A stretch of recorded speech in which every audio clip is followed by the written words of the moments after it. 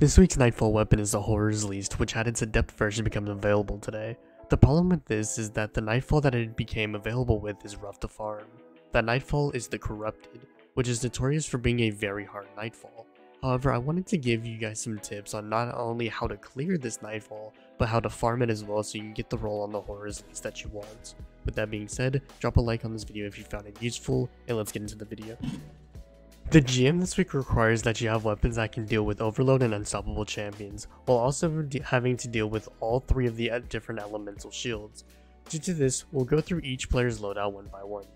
Starting with player number 1, they want to run the following loadout. Start with Witherhoard in the primary slot for great ad clear, then run a Solar or Void Scout rifle to deal with elemental shields. For Void Scouts I recommend Vouchsafe, and for Solar Scouts I recommend Vision of Confluence. Finally, run Storm Chaser or any other arc linear fusion rifle to take advantage of the 25% bonus damage from the arc singe. For player number 2, run a blinding grenade launcher like Ignition Code or Pardon or Dust. For their secondary, run a scout rifle that is not the element of the first player's scout rifle.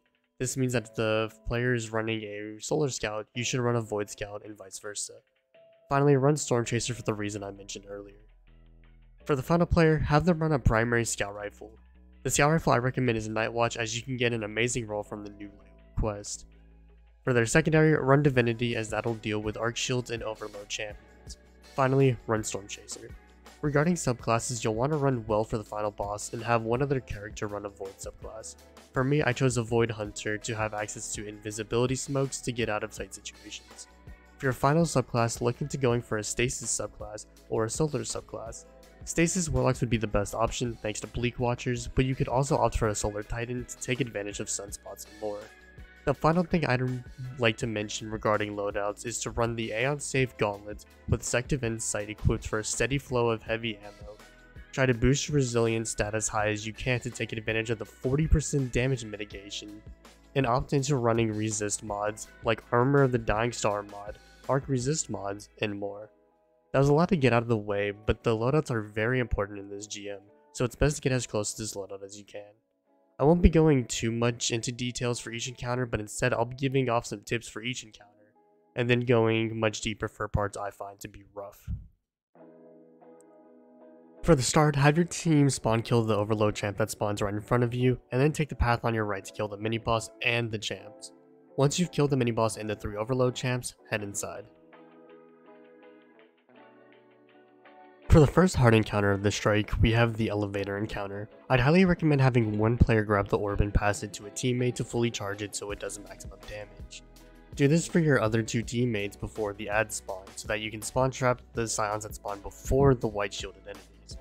When the white shielded enemies spawn, throw the orbs and quickly kill them. Once room turns taken, rinse and repeat the same process so that you can clear this room ASAP.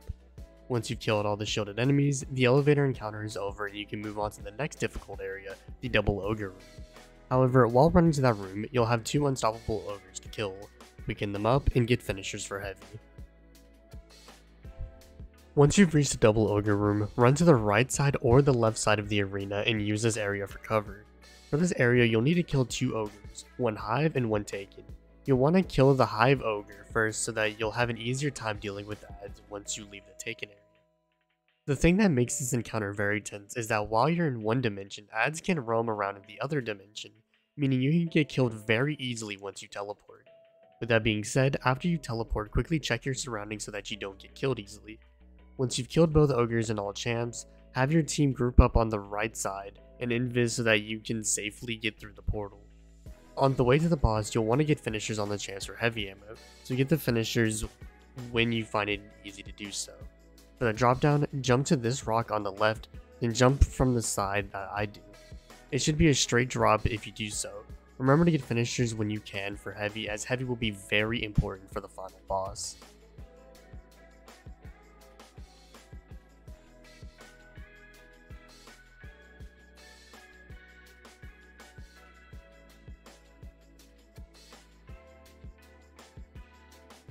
Once you've reached the final boss, you'll want to fire Witherhoards and Stasis turrets at the spots in which ads will spawn at. This will make it easier for you to deal with them safely. Once you've cleared the opening set of ads, have one player grab the relic, charge it by throwing it to a teammate, and throw it at the boss. When the boss's shields drop, do not damage her, but instead deal with the newly spawning wave of ads.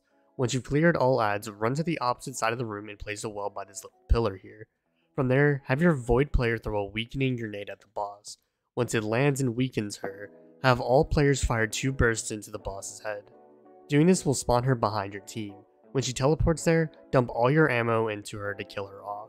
If you fail to bake, take the Ascendant Realm very slowly, especially when making jumps to other platforms, and utilize invis smokes in the final room. If you do everything correctly, you'll be able to get an easy clear on this GM. The Corrupted is a difficult GM to clear if you're not prepared for it whatsoever. It's definitely not an easy and farmable GM that you would find in a strike like Arms Dealer or the Inverted Spire. But with the use of the tips I provided today, I hope to make your experience in this GM a little easier. If you found this video helpful, be sure to drop a like and subscribe for more content dropping every weekday. Also, be sure to follow me over on all of my social media platforms, linked in the description below. With that being said, I'm SniperKH, and I'm out. Good luck with gaming.